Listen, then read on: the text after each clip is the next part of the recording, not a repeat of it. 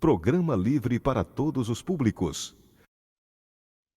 No Conexão Ceará de hoje, nós vamos contar a história de dois jovens cineastas cearenses, o Lucas Paes e o Olavo Júnior, que trouxeram suas experiências de Hollywood para cá, para o Ceará. Está no ar, Conexão Ceará de hoje.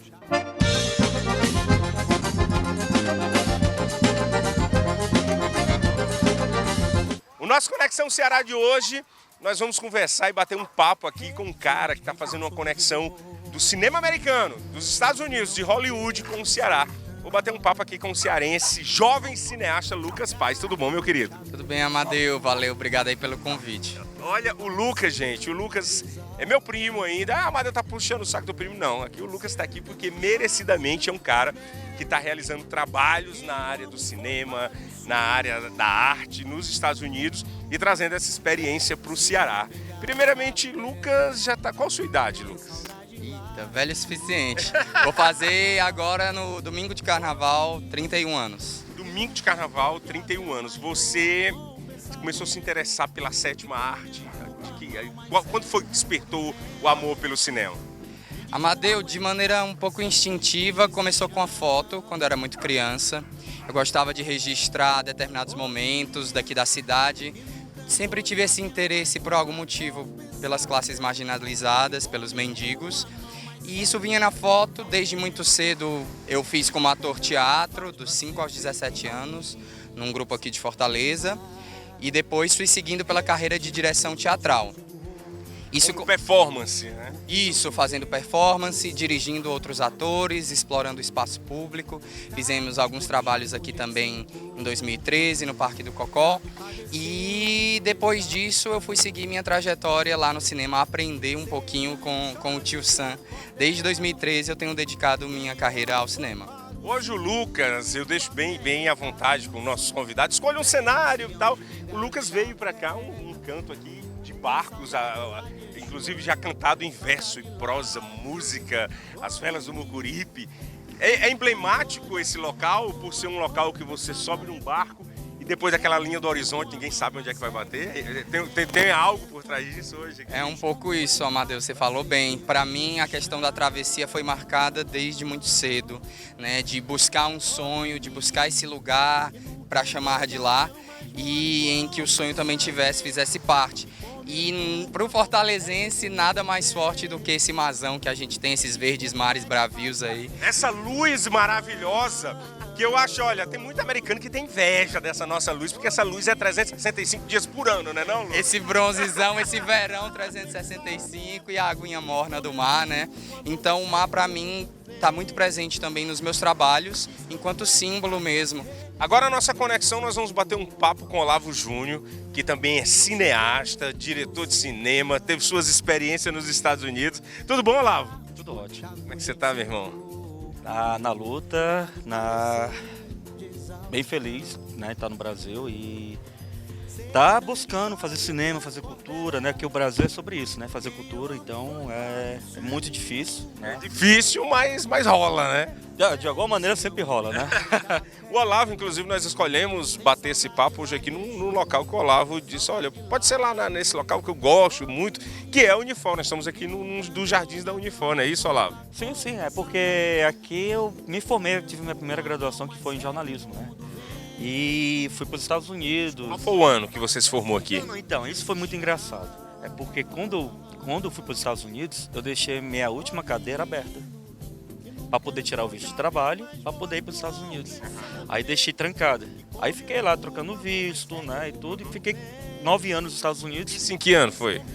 2007. 2007, caramba, já faz aí quase uns longos 13 anos, mais ou menos, atrás? É quase isso, né? Eu acho que até mais, não sei. E o que foi que fez o Olavo do jornalismo, estudando jornalismo aqui, com todas as possibilidades de jornalismo, inclusive até no próprio Sistema Verdes Mares aqui, sim. Por conta da Unifor, claro. Sair daqui para os Estados Unidos, o que foi que deu? Qual foi o insight que deu? Porque assim, eu sempre fui apaixonado por cinema. Desde quando eu tinha 17 anos, eu falei pro papai, quero fazer cinema.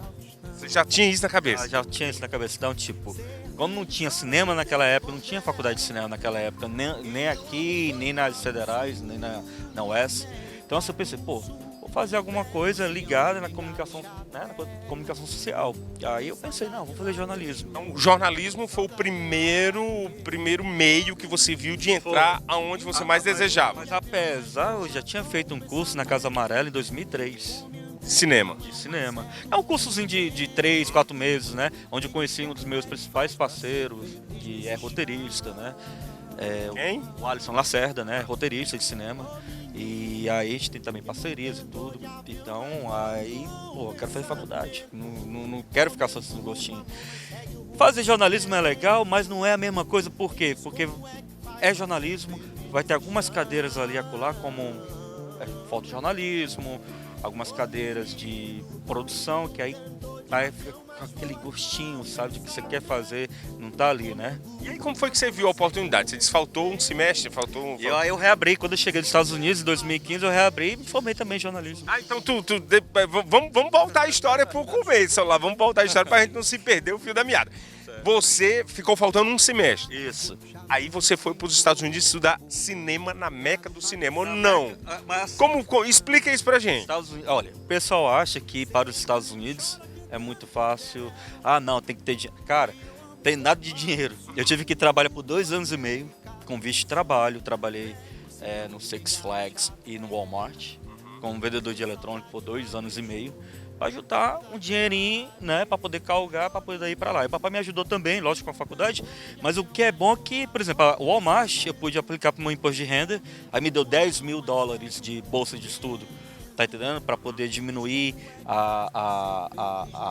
o quanto que eu ia pagar de mensalidade, né? E lá eu fiz um conservatório de cinema de Qual foi o estado? Em Los Angeles mesmo, não? Não, exato. Aí eu fui para Massachusetts e depois, no final de 2007, novembro, vou para Califórnia. Não, mas lá em Massachusetts, estudar cinema. Não. Eu trabalhava na Six Flags, aí de lá me mudei para Califórnia. Então você foi meio que perseguindo o sonho, né? Ali em Massachusetts Pois é. você ainda estava alimentando. Por pouco é que eu não fui para Nova York, para fazer faculdade em Nova York. Mas aí bateu aquela vontade, cara, Califórnia é onde estão os estúdios, né?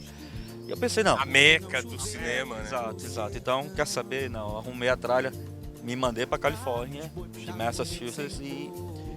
Lá em Massachusetts, você via aquele universo americano, aquelas coisas, até das cidades, né? Quando a gente está andando por Massachusetts ou qualquer estado americano, você meio que se nota dentro dos filmes, você via que, caramba, isso aqui é tão íntimo, meu, tão pessoal, principalmente quem gosta de cinema, porque via aqueles cenários. Né? Sim, não, Boston é bem legal, Nova York é muito legal, New York é muito massa, assim, você andar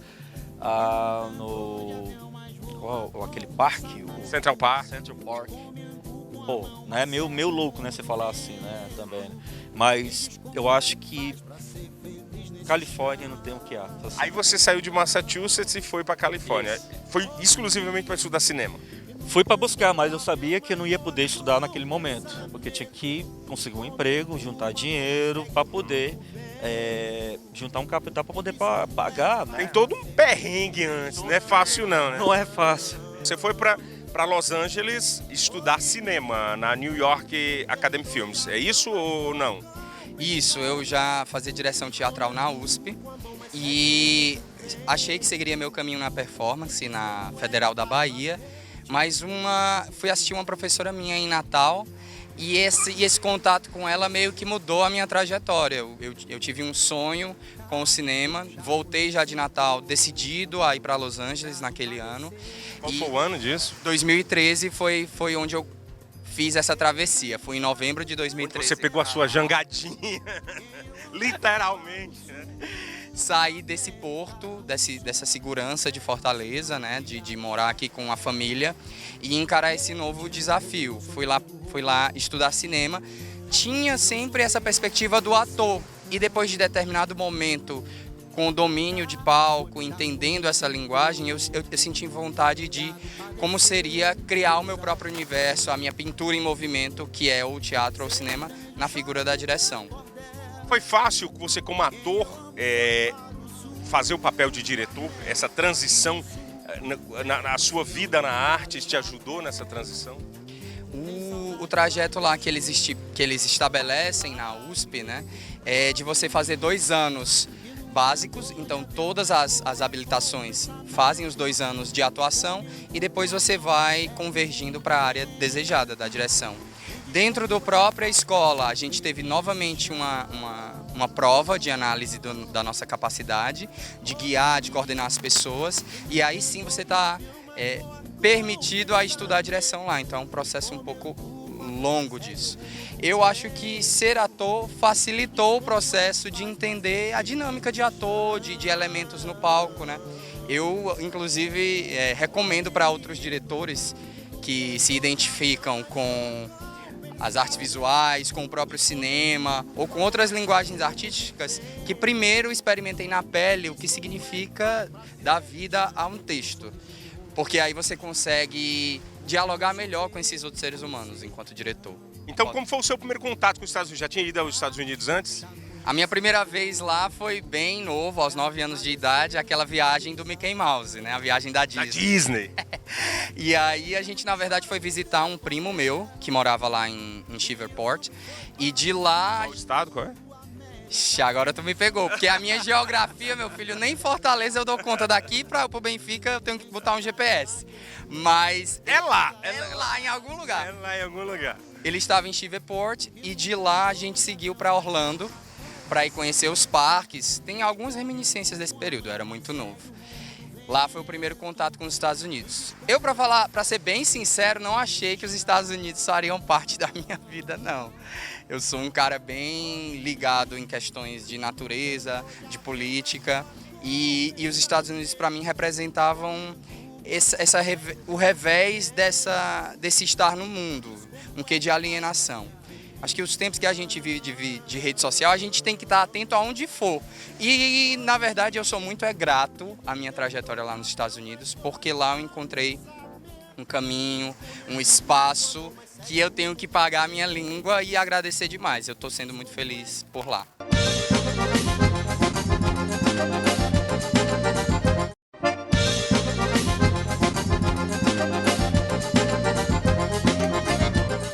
Você trabalhou então como um imigrante, né? O cara que rala, né? Não, é porque essa vantagem é porque quando você vai com visto de trabalho, automaticamente você pode tirar alguns documentos, né? Como Social Social Security Number. como fosse o nosso equivale aqui, o nosso CPF, Isso, né? exatamente. E aí você deu uma economizada já pensando nos estudos. Poxa, exatamente. Meu primeiro paycheck era para pagar as despesas e o segundo somente para savings, para poupança.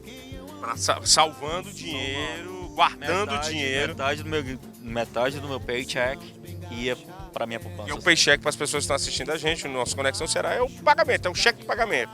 É como se fosse o olerite deles aqui, né? Eu acho que é. Deve ser, né? É o olerite aqui. E aí você foi para Califórnia, você chegou lá. Já sabia onde se matricular, já sabia como fazer? Já sabia porque quando eu saí daqui, a faculdade que eu queria fazer era New York Film Academy, né? E o que uma das mais famosas do mundo, né? Porque eu acho que ela é uma das melhores por ela ser muito prática. Ela lia tanto a teoria e a prática. Então, assim, primeiro dia de aula eu já estava filmando. Olha, que legal. Então, assim, era algo que você não tinha desculpa. Então você acertava muito, você errava muito. E aí depois que você não estava filmando, você estava na sala de aula aprendendo a teoria, logicamente. Então a New York Academy Film de Los Angeles, a sede de Los Angeles. Mas a minha foi muito boa porque agora eles estão com campus atrás da Warner Brothers.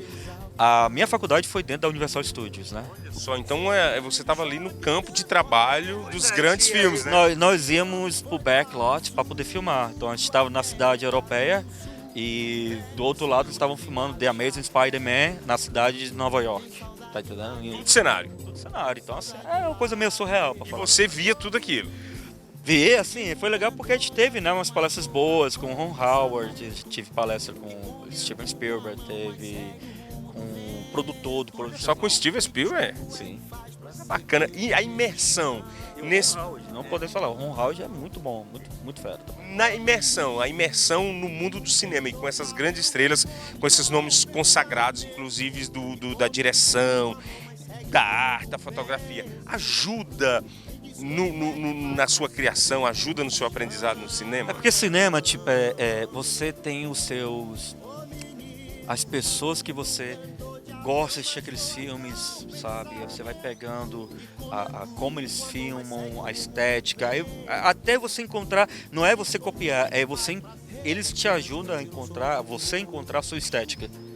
Então, tipo, hoje eu tenho a minha estética graças a esses grandes também, né? E também daqui do Brasil, né? Foram quantos anos de New York Academy Film?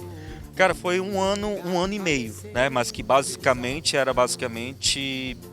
eu ficava, chegava lá 8 horas da manhã e saía de lá às 10 da noite. Era bem intensivo mesmo, né?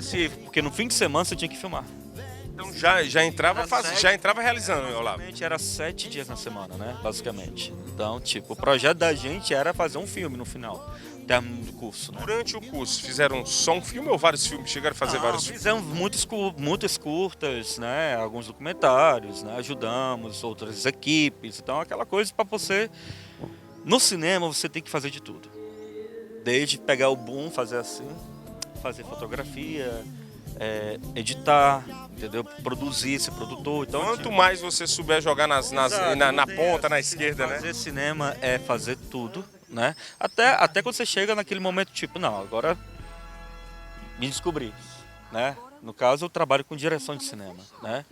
Mas já fiz trabalho como assistente de direção, né?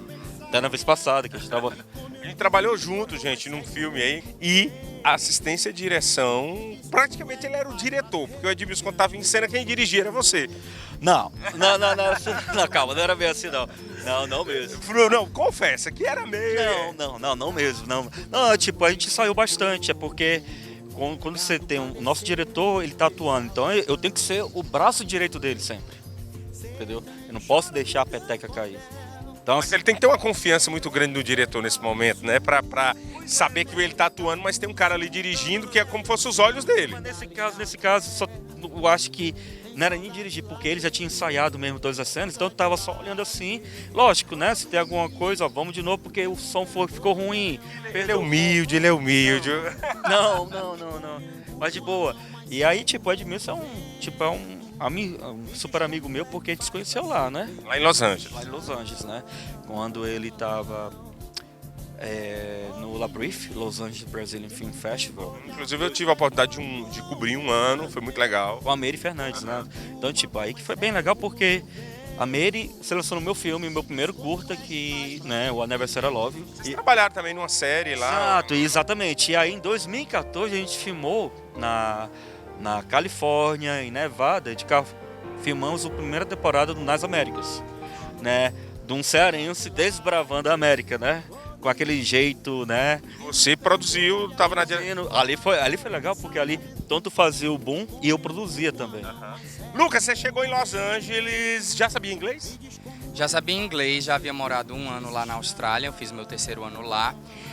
A diferença de sotaque, né, de accent, é muito do australiano pro americano. Eu fiz uma escola aqui em Fortaleza a vida inteira. Quando você chega lá, você vê que você não sabe de nada. Os cursos, você diz, rapaz, eu fiz esses cursos, não adiantou de nada, né? Porque o inglês, o sotaque é muito importante, né, Lu? Me ajudou muito na gramática, mas a ouvir era a maior dificuldade. A velocidade com que eles falam, né, você entender as expressões locais. Então não tive tanta dificuldade de compreensão já nos Estados Unidos, não. E eu acho que tem tantos brasileiros lá que eu fiz foi arrastar mais ainda o sotaque aí. Foram quantos anos estudando cinema em Los Angeles? Começou em 2014, né? Em setembro de 2014, o mestrado eram por 2 anos. Após o mestrado, toda a graduação que você faz lá, todo curso que você faz lá, através do F20, você tem direito a 1 ano de estágio remunerado ou voluntário. E após esses 2 anos, eu fui trabalhar. Foi trabalhar no cinema? Sim, fui trabalhar no cinema, em produções independentes, estudantis ou de outros colegas que eu fiz ao longo do caminho, porque antes de iniciar o mestrado, eu já taquei as caras.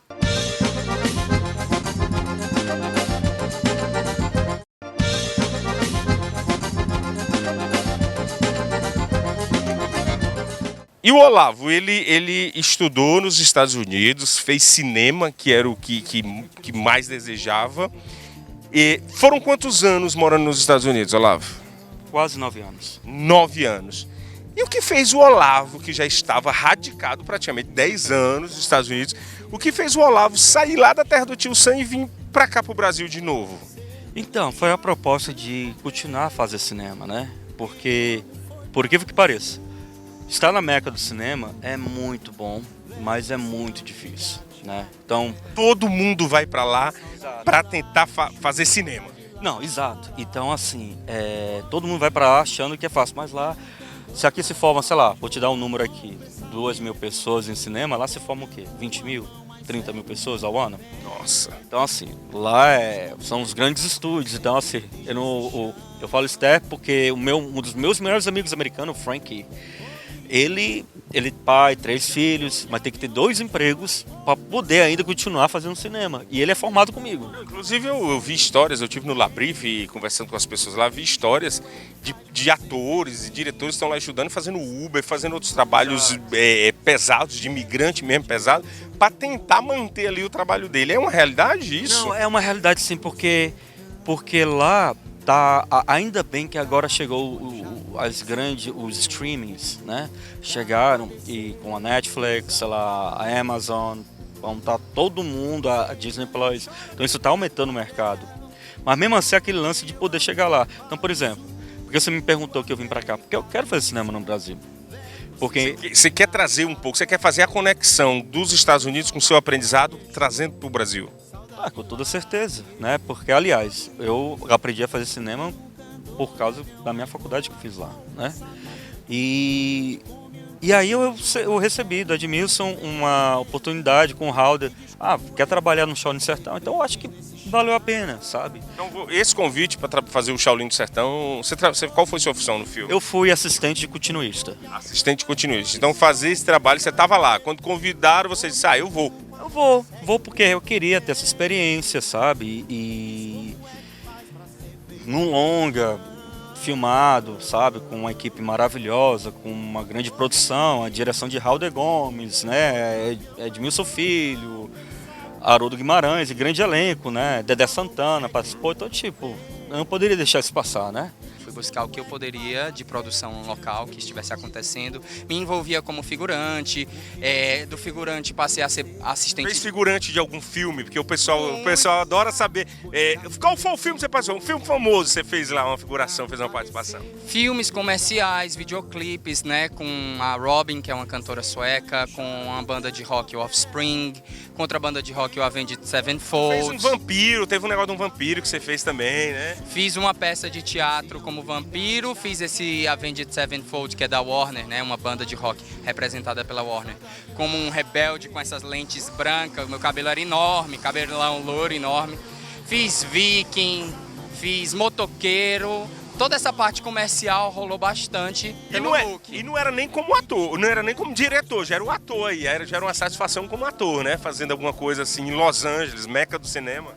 Eu percebi, Amadeu, que para chegar nesse lugar de entender a linguagem do cinema enquanto diretor, eu primeiro ia ter que galgar esse espaço, conhecer pessoas através de pontas como ator, estabelecer relações para que eles confiassem na minha trajetória e aí sim fossem me dando esse espaço. Fiz filme com Daniel Baldwin, um dos irmãos Baldwin, né? Fiz filme com um ator mexicano, Pepe Serna, que estava presente nesse filme chamado Restored Me. Tinha o ex-namorado da Jennifer Lopez, tinha... Tietava ou aquela hora você fica, pronto, eu sou profissional, vou fingir costume, como falam os influencers, né? Vamos fingir costume aqui. Como era essa relação com você tá na meca do cinema, com estrelas do cinema mundial, atuando, trabalhando com eles? Uhum. Eu acho que no momento de set não existe muito essa questão não é recomendável essa tietagem, né? A não ser que algum momento propício permita uma conversa mesmo, mais tranquila. Troca ali até de informação, sei lá, de trabalho, de experiência, né? De experiência, e foi nesse breve espaço que eu fui. Era um deslocamento de 2h30 diárias e era uma produção que infelizmente estava tendo horas extras. Então eu ia lá de Hollywood, que era o bairro onde eu morava, até uma praia super distante em outro município, para poder ser figurante, depois pedir um espaço como assistente de produção e daí... Um dia propício eu consegui esse contato, essa conversa com com esse ator mexicano, que eu descobri que já viu A Canoa Quebrada, que tinha um amigo cearense, que olha sabia a conexão. quem era a Xuxa. Cearense faz conexão, começa ali comendo pelas beiradinhas, né? É igual como fosse a canjica. A canjica ninguém pode comer ela lá no meio porque tá quentinha. Você tem que comer pelas beiradas. E o Lucas foi fazendo essa conexão ali, arrodeando. Mas é importante isso, né, Lucas? É o chamado network. Os Estados Unidos chamam de network. Aqui a gente chama de comer pelas beiradas, né? É bem saber que espaço é esse. Se você se propõe a trabalhar com entretenimento, você tem que ser uma pessoa aberta, reconhecer momentos propícios de conversa, porque às vezes se torna também muito inconveniente. Você fica naquele controlar o discurso, às vezes fica antinatural, isso também não é legal. Então acho que é muito mais conversar sobre o trabalho, entender o trabalho, ouvir a experiência do outro e... Por questão desse pequeno contato que eu tive no ano anterior, no ano seguinte, quando eu precisei de um ator, eu fui atrás do agente dele e fortuitamente ele teve esse um dia para poder gravar com a gente na praia, um dos meus projetos. Lucas, e direção? Como foi seu primeiro filme, você dirigiu nos Estados Unidos? Sim, todos os meus trabalhos em cinema se deram lá nos Estados Unidos. Quantos já, Lucas? Agora, esse ano, a gente vai ter 7 em plataforma. 7 filmes. Nós temos 3 atualmente, que é o Underwater Dive Deep, o Loton e o Match. O Match, esse ano, cumpre o último ano dele no Canal Brasil, na TV a cabo. E temos mais 4 títulos para colocar esse ano. O Faithful, Toque de Aurora, o Erase Me e o último agora me escapou. Mas temos mais 4 esse ano. Não se preocupem que estarão na Amazon americana. E já disponível, você, por exemplo, o Underwater, se você quiser comprar, você tem ele disponível lá na Amazon. Você tem ele disponível na Amazon alemã. A gente conseguiu traduzir o Underwater para línguas diferentes, francês, inglês, chinês, inclusive em chinês, viu, gente? Alemão foi uma delas, espanhol. E a Amazon, ela compreende filmes com legendagem em inglês, com legendagem em japonês e em alemão. É o seu mais importante filme. Todos eles são curtas-metragens, não é isso, Lucas? Todos eles são curtas-metragens. O meu outro filme de maior relevância a ser lançado é o Erase Me. Ele tem um estilo bastante diferente desse primeiro. O primeiro, o Underwater, está bem ligado a uma teatralidade junto à realidade do cinema. Um desses filmes é algum filme de curso, para terminar o curso, mostrar que sabe fazer? Esses filmes já foram produções mesmo que você estava com vontade de fazer, de realizar, e não tem nada a ver com o curso que você fez lá? Esses filmes, a ideia criativa deles, eles vieram de 3 em 3 anos para mim.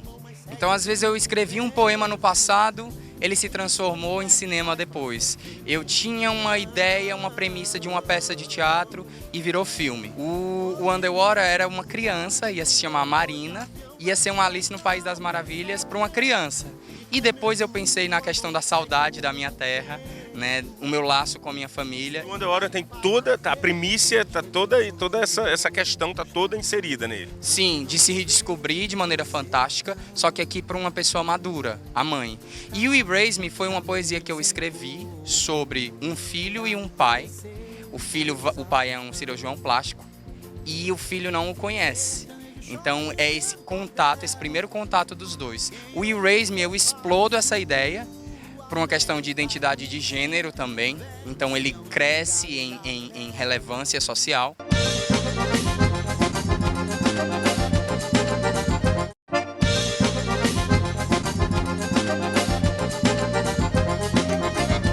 Hoje a gente já ouviu muita conversa. O rádio vai acabar. O cinema está com os dias contados. E hoje a gente vê um cinema cada vez mais forte. Um cinema que lota grande blockbusters, grande filme de sucessos.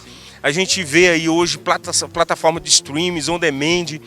Qual a sua opinião em relação a hoje fazer cinema? É um mercado que ainda é promissor, muito promissor? Olha, mesmo com esse problema que nós estamos passando agora, né, em relação ao governo, à cultura, é sim bastante promissor, porque os streams estão chegando cada vez mais, né? A Amazon está chegando aqui também no Brasil, não somente a Netflix, a Disney Plus também. Então, assim, estão vindo para agregar.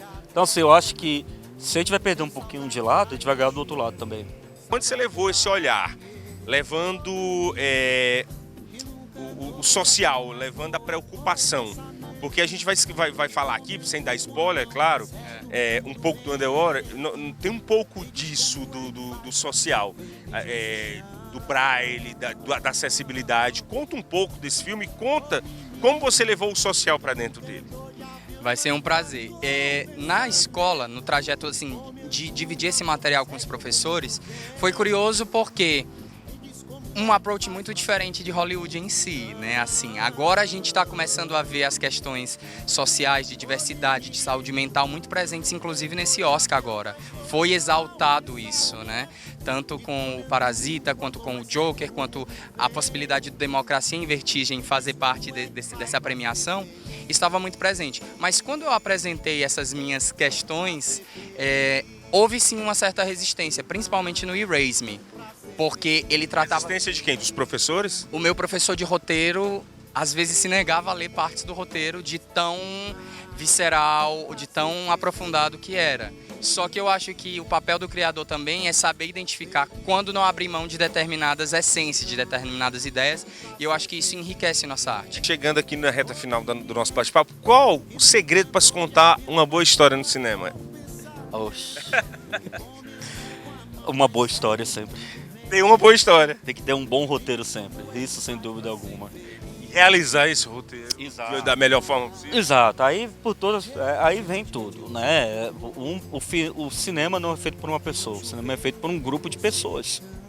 É reunir um grupo seleto de pessoas. Dizem, né, que o cinema, o teatro é do ator e o cinema do diretor, porque tem ali toda uma direção, toda uma equipe.